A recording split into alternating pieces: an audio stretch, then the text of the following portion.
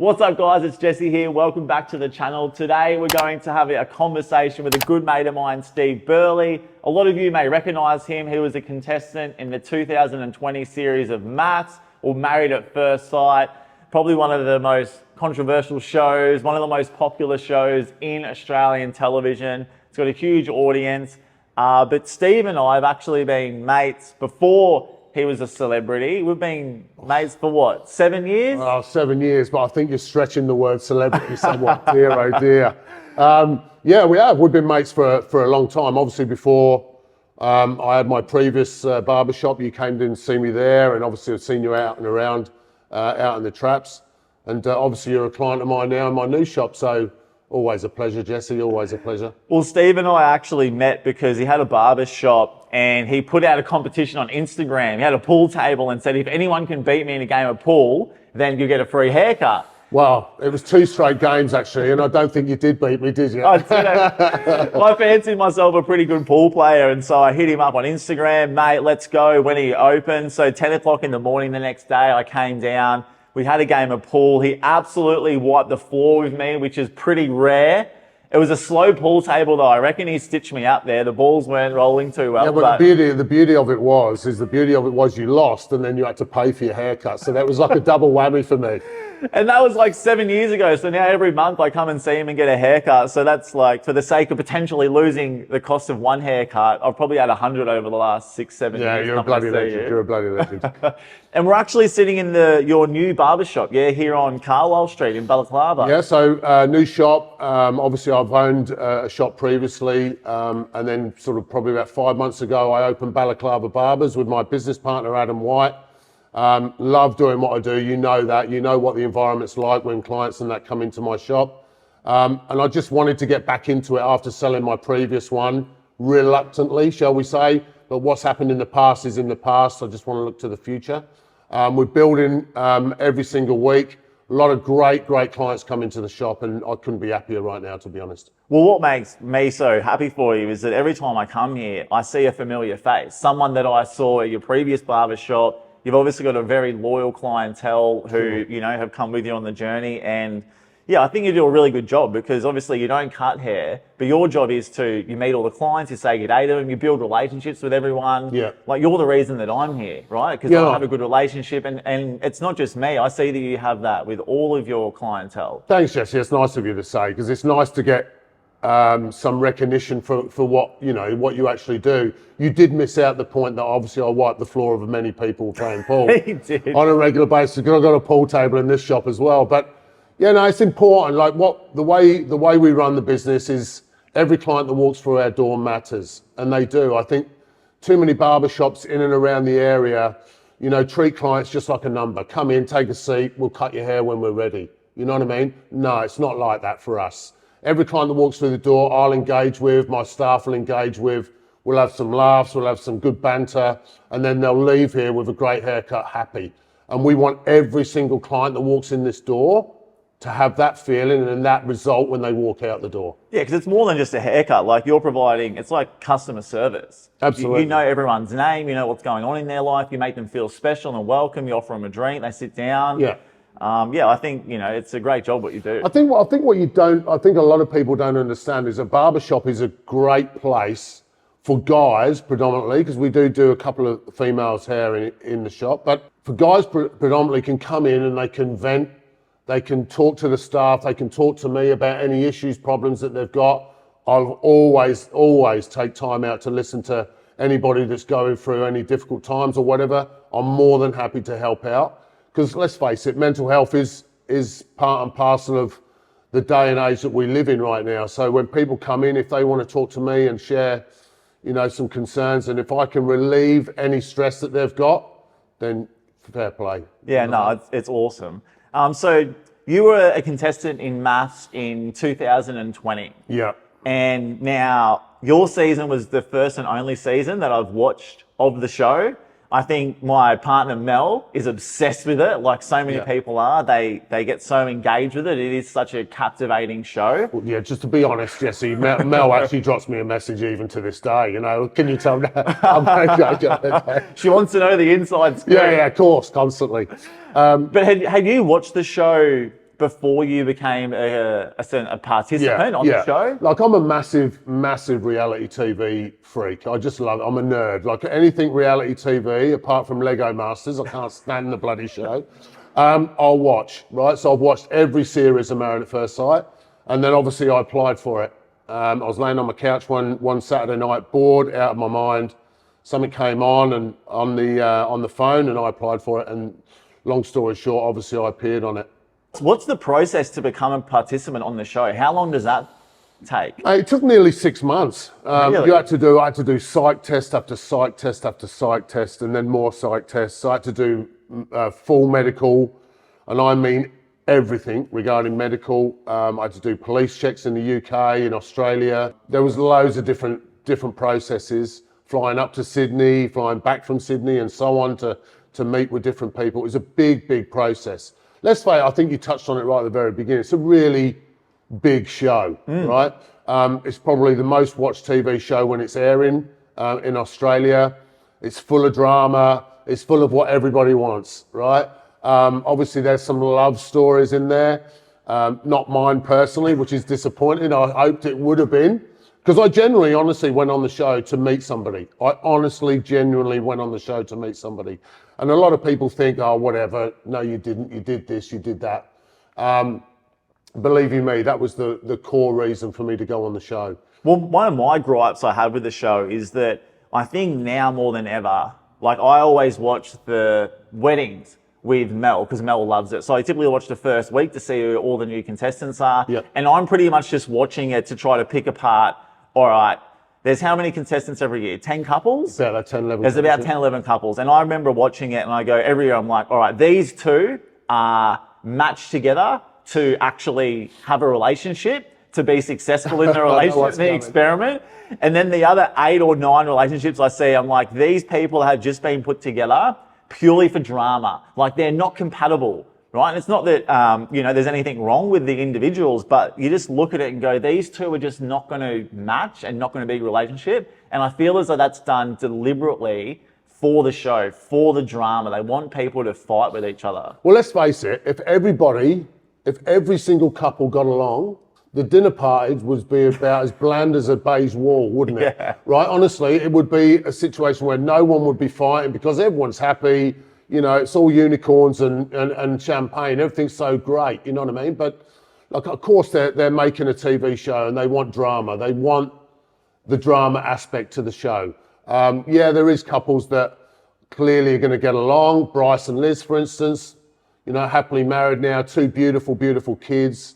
Couldn't be happier for them. There's obviously other couples that have survived and gone on to be a loving couple, if you like. But there's obviously people there that are just there to stir the pot and cause as much drama as they possibly can. Do you think some of them are worded up from producers to intentionally cause? What was your experience? Was there times where the producers are like, you need to say this, or you need to act a certain way, or react? It just happens. No, look, you know what? Producers, for me, get a bad rap, in my opinion, unnecessarily, because at the end of the day, whatever comes out of my mouth comes out of my mouth.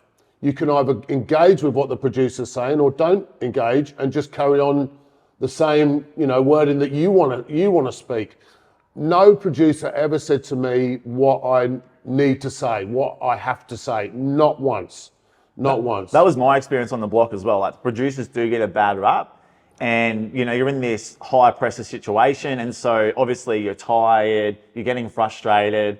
The situation can be quite toxic, not because of anything they're doing, just because of the pressure that you're under. Mate, we would do a dinner party, for instance, and we would start filming a dinner party at say 1 o'clock in the afternoon at our hotel or where we lived, okay, at Sky Suites in Sydney. So then we would be taken to the place where we obviously film all the dinner party and all that sort of stuff, or a commitment ceremony. So I'll use both aspect of it. We could finish perhaps a commitment ceremony at 1, 2, 3 o'clock in the morning. Really? Yeah. It goes so then you're doing what they call Voxes, which is a one-on-one interview. You've done them, obviously, on the block. And then they give you a cab charge, you go back. So by the time you get back, you've got paparazzi waiting outside your hotel, believe it or not, at like 3 o'clock in the morning. Like, mate, what are you doing standing around. That's what I used to say to them, go to bed. You know, we'd get into our apartment and go to bed, but we'd be waken up by, say, 7 o'clock in the morning. So bear in mind, you're getting home by 2:30, 3 o'clock or whatever in the morning, being woken up at 7 a.m. If your sleep patterns are not smashed all over the place by then, you know, you're emotional, all these sort of things come into play. So then when you start talking about the night before at 7 o'clock, when you've probably had 3 hours sleep, you probably get emotional and all that sort of stuff. But they're making a TV show. It is what it is, you know? Yeah, I find, like when I did the block, you obviously get people who leave negative comments online and people who are just super fans, super passionate. But I think the audience of the block is a slightly older demographic. So they're just as many people watch, but they're less likely to leave a comment or say something nasty online. But MAFS obviously has like a huge audience, but a very young audience as well. Like everyone who's on TikTok, Instagram, Facebook, and they're not as probably mature. And so I find the comments that you get online are hectic. Like you would get more engagement, I think, than any other show on TV in terms of social engagement. And a lot of it is people being like really nasty, leaving hurtful comments. I think it goes, to be perfectly honest, that aspect, I'm glad you brought it up, because the trolling that you receive, when you are not expecting to receive it, is insane. It's absolutely insane. When like for the first part of my series, I was a bit of a blue-eyed boy. Everything was cool. I was helping people in their relationships and everything else. Then obviously, as things panned out, I became a bit of a villain, or that's what the audience seemed to think. And then they just came at me massively. I remember being in Rainbow Beach up in Queensland with Nick Furphy, who's an older participant of Married at First Sight season 4. And I remember waking up one morning and I just got a barrage of messages from this one individual, just carried on. He actually named the road where I live in Melbourne, which really freaked me out. You know, it's time that you died, it's time you, and this is not just one, this would go on for multiple different people. And the language, some people would message me and call me every single name under the sun was unbelievable. Mate, I was going to bed with a knife that big next to me. I swear to God I was. Because after I got all these messages, I went to Byron Bay police station, because we were in Rainbow Beach, Queensland. Nick suggested I go see the police, which I did. Police took it serious, took it deadly serious, in fact. I was with them for a while. And after a few weeks, I actually found somebody in WA that was the guy that was messaging me.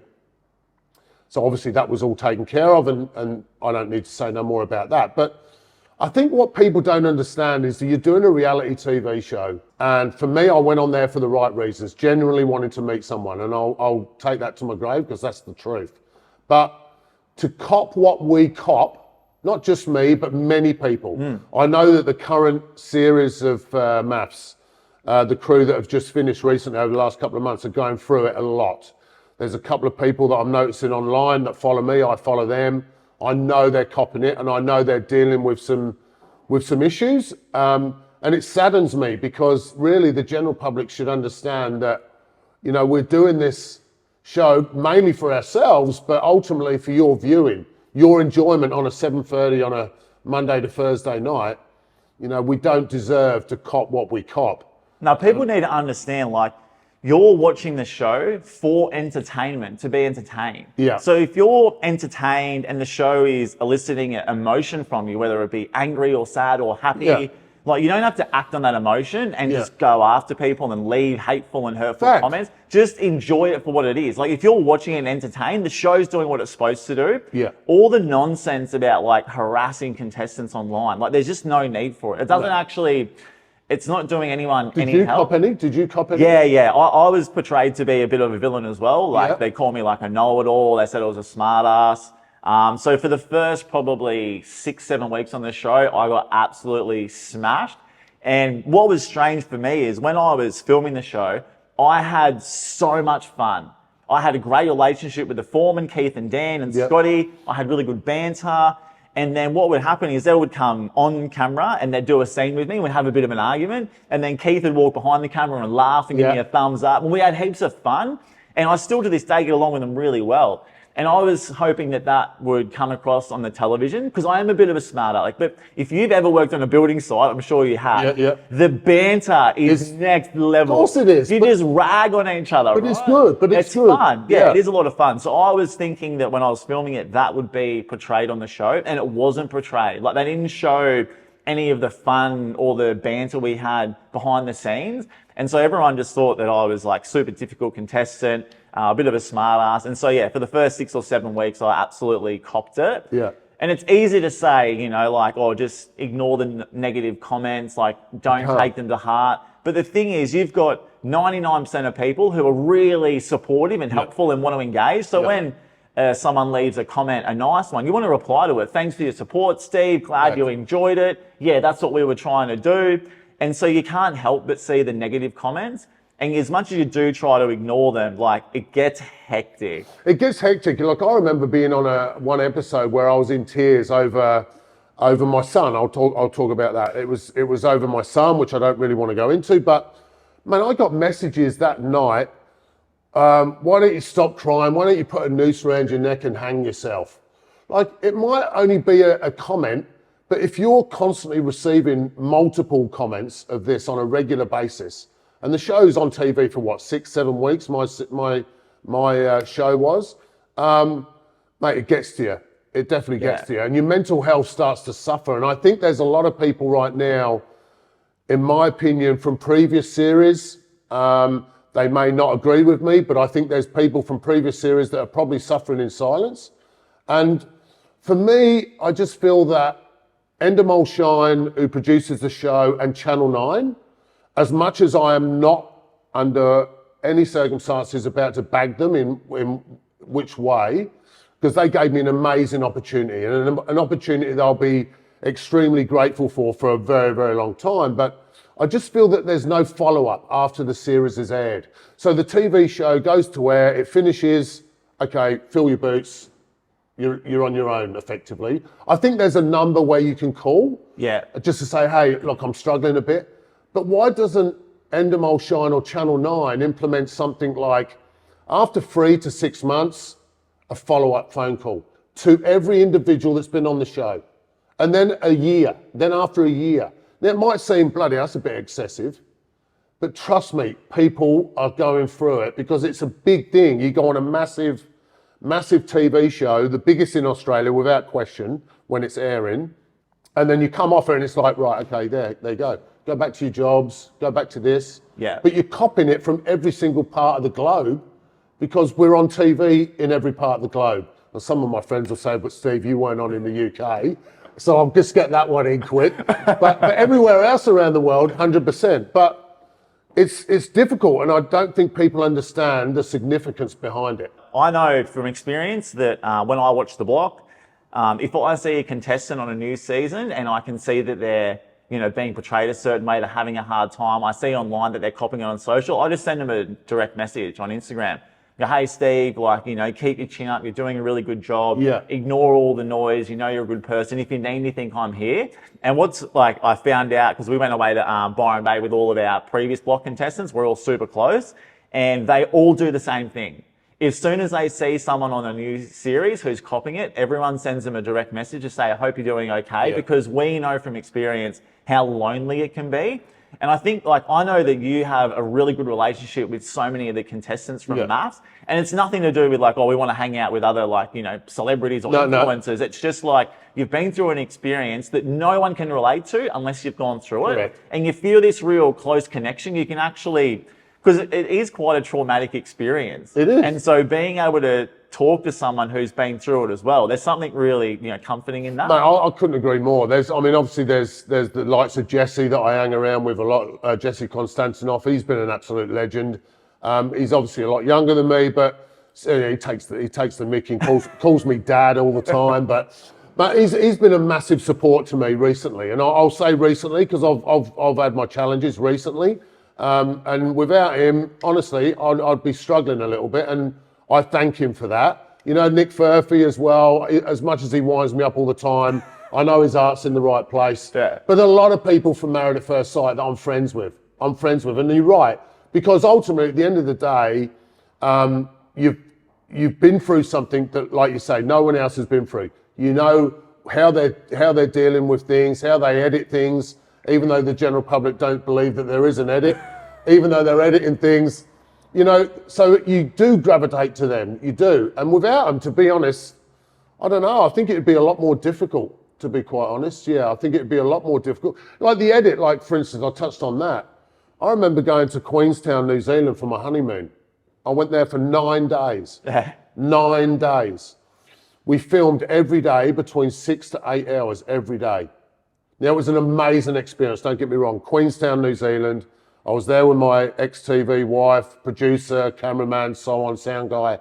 We had a great, great time, but they showed 4.5 minutes on TV. Of 9 days of filming. 9 days of filming. That's so wrong. The general public need to understand that what you're seeing and what you're trolling is not necessarily the absolute truth of what you're seeing, because 9 days of filming, 6 to 8 hours a day, there's a lot you haven't seen, right? Oh, absolutely. Yeah, definitely. Like, it's like on the block, you know, they're filming from 6 o'clock in the morning until about 8 o'clock at night. Yeah. So, and they do that for 14 weeks. And then you get to see, essentially with ads for the program, you're watching 45 minutes of it with 5 different contestants. So each episode I might be on for 10 minutes and they've filmed me for like 16 hours for the day. Yeah, right. Yeah, it's see? crazy. I know, it's absolutely nuts. And you know, you're looking at the TV. Every time now I watch a reality TV show, especially Married at First Sight, I'm like, okay, well, that's probably not the true reflection of it. But we're very small in comparison to the whole country, or shall we say the whole world, because the show goes around most parts of the globe now. So it's interesting when you're watching a show back that you've been on now. It's completely different viewing for me. What really shocked me with your series is because I knew you before you went on the show, same as you knew me before the block, and I know you to be a really ripper bloke. Like, we're mates, like outside of reality TV. You know what I mean? Thanks, brother. And I think a lot of the personality and characteristics that you were, you know, were showcasing on the show. Like, I thought you were a gentleman. I thought you were very respectful. I thought you were very respectful of your partner. I know the producers were trying to get you to do certain things that you weren't, you know, obviously comfortable to doing. They were trying to force you to be intimate with your partner. Yep. And I remember the way you handle that. I thought, this guy, everything I thought about you was confirmed. Like, you're a really decent bloke. You're respectful. You respected her boundaries, but they didn't respect yours at all. No. And then that's when you got a lot of negativity because you didn't want to be intimate with your partner. Like, you were trying to get to know them. Correct. And I saw people saying like, oh, he's just there like to be famous. And I'm thinking, hang on a minute. He's known this person for 2 minutes. Like, he's looking for a wife. Like, do you want your wife to go to bed with you, a stranger, on the first night? Exactly right. No, you don't look for that in like a girlfriend, let alone someone who you're planning on like marrying. Yeah, absolutely right. And I didn't understand why you got so much negativity for what I was looking at, going, well, if I had a son, like, I would love him to behave the way you did, to be respectful, to be a gentleman. I thought all the personality and characteristics you displayed was something to be like, you know, who I am. Yeah, who you are. Yeah, absolutely who I am. And to be celebrated. I thought it was a good representation of what a man should be. No, I appreciate it, because obviously if somebody there is saying what you just said to me then, knowing of the person I am, like you bang on everything you just said there. Like, I went on the show, honestly, at 3 a.m. the night before I got married. I was wide awake. Somebody, I'm telling you now, and I still think it was to do with producers at Married at First Sight, started an angle grinder out the front of my apartment to get me awake. I swear to God. And just to get me stressed or whatever, because I honestly woke up that day going, I'm going to meet someone today. This is it. I could not wait to meet someone. You know what I mean? And just because I meet someone, I'm not just going to rip their clothes off and get in bed with them straight away, especially if it's not what I was looking for to start with. You know what I'm saying? So I needed to work on it. There was obviously a reason why they paired me with the person they paired me with. But clearly, obviously now, what I know now, like you said previously, you know, they pair people up for drama. Yeah, you were one of the couples that was set up to fail and to fight. Yeah, and it was disappointing because I was generally there, hand on heart, for the right reasons. And it was disappointing because, you know, I was super excited about going on the show. I genuinely wanted to meet somebody because, let's face it, in this day and age, it's extremely difficult to meet someone. People are just cooked, mate. Yeah, But I'm sorry, I'm just going to tell you as it is. People are cooked. You go out at weekends, you meet someone, and you might have a good time with them, shall we say, right, diplomatically. And then later in the week, you might drop them a message. It'll be, oh no, look, I'm not really interested or whatever. So you know what I do now? I don't even bother. Because ultimately, at the end of the day, society today live for weekends to mask all their issues, their problems, their depression, their everything. And then after the weekend, they get back into another week of rut, right? And that's all it is to it. And I'm not into that. I don't want somebody that's going to be half-assed with me. I want somebody that was 100% in and not just living for the weekends, you know what I mean? And that's why I went on MAFS, because it's difficult to meet someone in the real world. You're a lucky man. You've got a beautiful, beautiful partner. Obviously, a child, you know, that you've recently had. You should be extremely proud. I saw videos this weekend, you know, of like out with your child. With just beautiful, mate. Just honestly, I crave it. But I just don't think I'm going to get it, because it's difficult. Outside that door there, it's very, very difficult to find. I would be terrified if I was single now, trying to find like a partner. Yeah. I'm super fortunate. Like Mel and I went to the same high school together. I was friends with her sister, even though her and I weren't friends and didn't hang out at high school. Yeah. I know who all of her friends are, who she grew up with. I know her sister. So you kind of are familiar, you know what kind of person they are. Yeah. And you've got 100 other people who know them, who know everything about them, and they all say good things. So you know what their family life is like, how they grew up. Yeah. And so to me, I'm so fortunate. I get to, you know, my partner is someone who I've known since I was 15 years old. Yeah. I've known this person for 20 years. So I know there's no skeletons in the closet I don't know.